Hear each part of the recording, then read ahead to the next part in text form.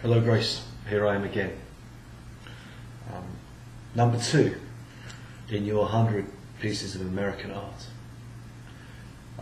It's early in the morning here. It's a Sunday, and I got up kind of early because it was just one of those mornings, you know.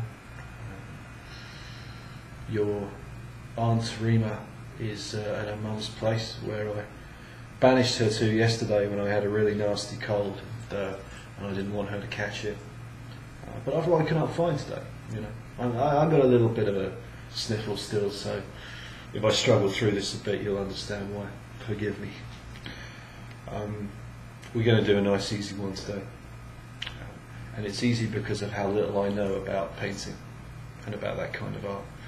You'll notice as we go through this that most of what I'm going to talk about is books and films and music.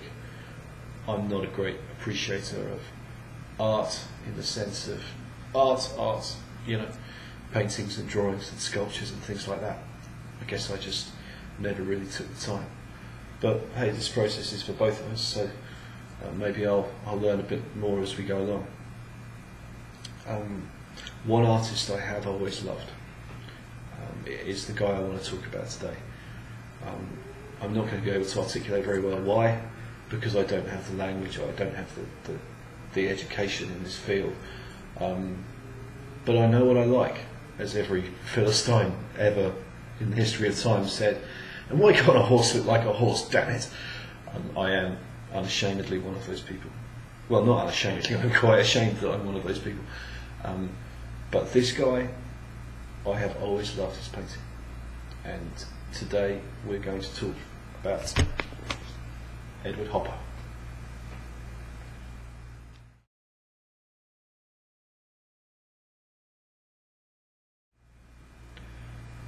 Someday when you come and visit me, we'll go to Chicago, where the original Nighthawks is and where there are some other Hopper paintings. Chicago's about, 4 hours flight north of here. This is a really big country.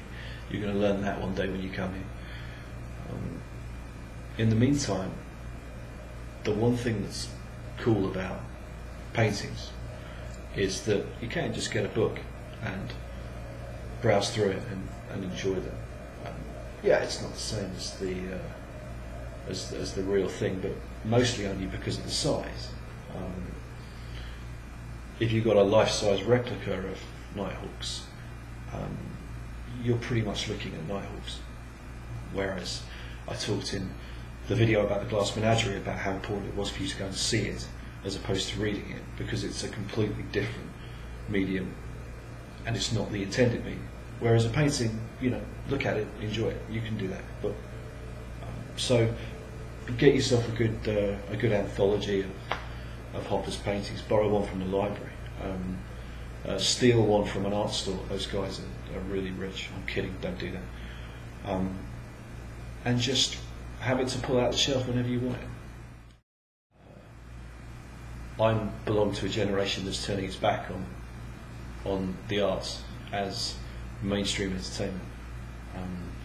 My parents' generation had a book at bedtime and play for the day, and so much more of contemporary culture was taken up in the delivery of what we might term the arts. I'm not too much of a snob. I love movies. I love the kind of movies that you might not expect. Hey, my second choice for today's video was going to be Tim Burton's Batman. So believe me, I'm not any kind of snob, but I am one of those people who hates reality TV. I loathe this cheap and tawdry, instant gratification, gawking, horrid car crash TV that seems to fill the television here in America. And I know it's a little different there in the UK. I'm not ashamed of that. I don't think I'm a snob for saying that I don't watch Jersey Shore or the Real Housewives of Milwaukee. I just don't. Okay. Anybody who enjoys that kind of thing is free to do so. I'm not trying to tell people what they should or shouldn't like. I'm only here to talk about what I like.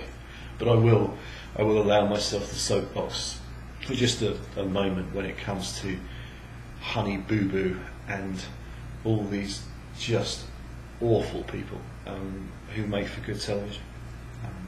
We have a guy called Maury Povich, you have Jeremy Kyle. All of these names will, I hope, be lost and long gone by the time you're old enough to see or hear of any of them.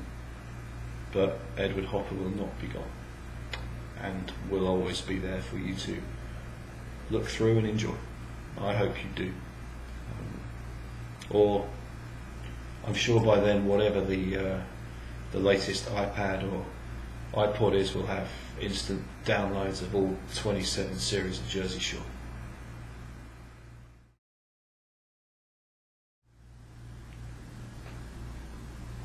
To give you the technical details, which should be of no interest to anyone, this was painted in 1914. It's about 2 meters across by 1 meter down, and it's an oil painting on canvas. It depicts Edward Hopper. It's a self-portrait. It depicts the artist sitting in the middle of a cafe, dressed as a clown. It is obviously a reflection of the feelings of an artist who is yet to be appreciated, and who never knows if he will be. The feelings of foolishness and ridiculousness that plague every artist before their work is venerated by the masses. It's not supposed to be the purpose of art to be accepted, to be included, but it doesn't half help. My own book, which is on Amazon.com, $12.99, plus shipping and handling. Send it to everyone you know for Christmas. Has not sold a lot of copies, and you are left with that feeling of, I put it out there, I did what I wanted to do, but you know what, loads of people saying I'm brilliant and a huge pile of money is not going to make me feel any worse about my art, let's put it that way. But if you're one of those people for whom art is their entire life, if you are really putting your entire self into your art, as opposed to like me being a casual opportunist, then those feelings of ridiculousness and emptiness in this creative void where no one's getting it, or no one's got it yet. I mean, these must be really intense and difficult feelings, and Hopper's painting just lays it right out there. A clown in the middle of normally dressed people, in the middle of a cafe, smoking a cigarette, and simply unnoticed.